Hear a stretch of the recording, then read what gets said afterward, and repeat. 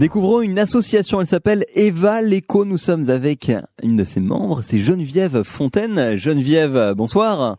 Bonsoir. Alors, est-ce qu'on peut présenter l'association Eva l'Éco ?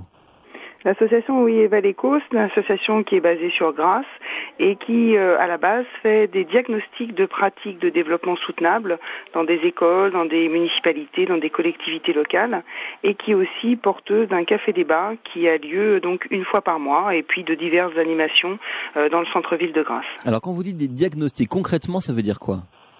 Ça veut dire que on propose à des structures comme des écoles ou des services municipaux ou des territoires de collecter les pratiques des habitants et des utilisateurs ou des usagers dans tous les thèmes du développement soutenable.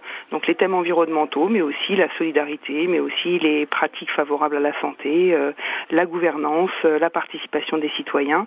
Et on fait donc un diagnostic uniquement des gestes du quotidien. Alors qu'est-ce qu'on doit changer comme geste ?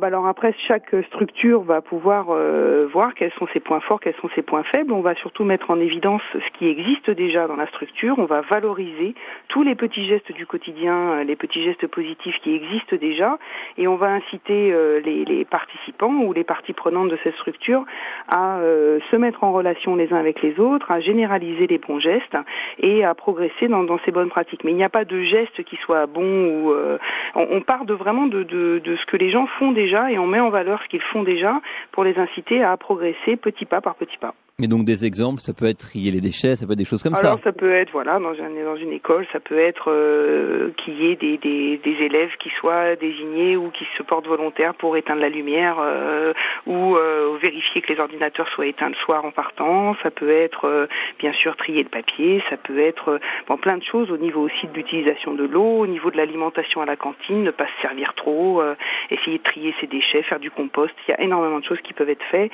dans les établissements scolaires et dans les différentes structures, entreprises, associations ou collectivités locales.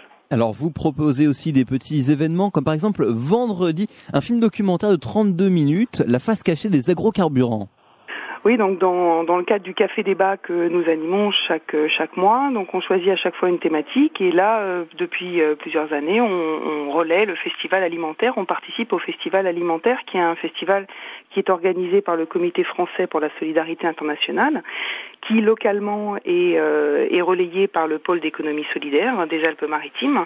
Et donc il y a des films qui sont mis libres de droit, qui sont pendant cette période-là, et on s'en sert derrière pour une base d'un débat avec la salle.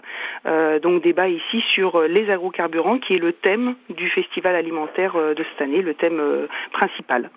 Alors comment faire pour vous contacter ? Donc c'est à Grasse, à votre local, le local Eva l'Éco, il se trouve où déjà ?